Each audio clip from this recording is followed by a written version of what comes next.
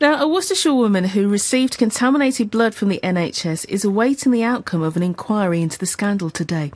Ros Cooper from Kidderminster has a bleeding disorder which is similar to haemophilia and was injected with treatment contaminated with hepatitis C as a child. She's one of more than 4,800 people infected with hepatitis C in the 70s and 80s. Lord Penrose's report focuses on patients affected in Scotland, but is expected to have an impact for those affected in the rest of the UK. Ros is in Edinburgh for the result of Lord Penrose's inquiry. Morning to you. Good morning. Just tell us a bit more about what happened to you, Ros. I was diagnosed with von Willebrand's disorder, which is, in my case, is a severe bleeding disorder, at about the age of 6 months. So I was having heavy bruising, I was crawling and banging into things, and I'd bleed where I banged myself. And the treatment for that was an injection of clotting factor, so the bit that's missing from my blood.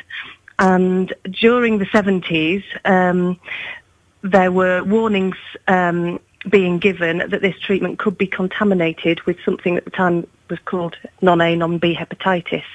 And unfortunately, these were ignored at the time, and measures could have been put into place to heat treat the clotting factor sooner. They weren't done, and the majority of haemophiliacs and people with bleeding disorders like myself receiving those products received, if you had any, even one injection in that time, you got hepatitis C because they were made from multiple donors, and if any of those donors had hepatitis C, then you were infected. And at the time, blood products were being sourced from America, and in America they were often taken from Skid Row donors, so prisoners, and people that were being paid to donate. So really, you've got this through no fault of your own, have you? So how important then is the result of today's inquiry?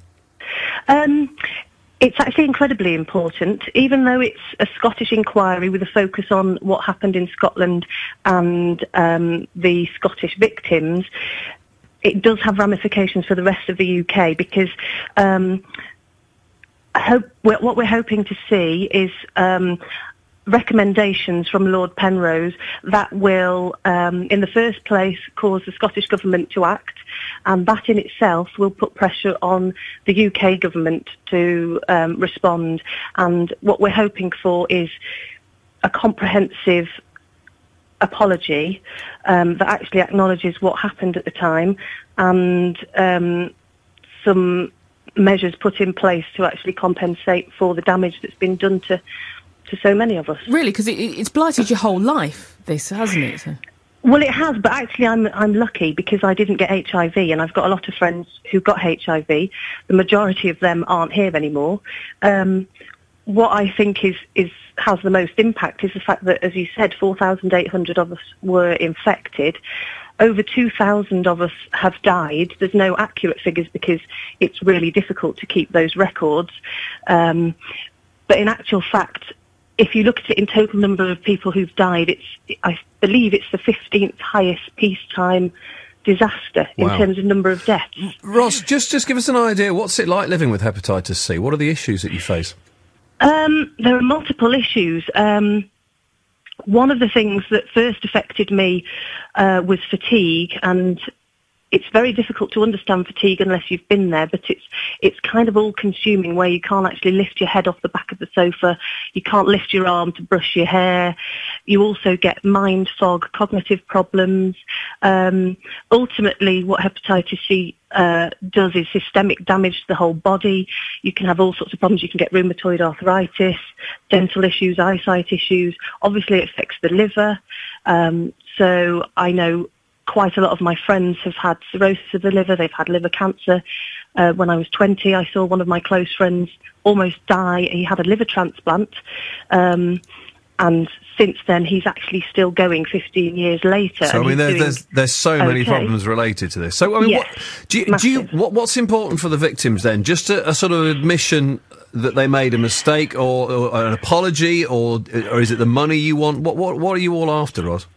Well, you ask each of us individually, and you'd get different answers, to be honest.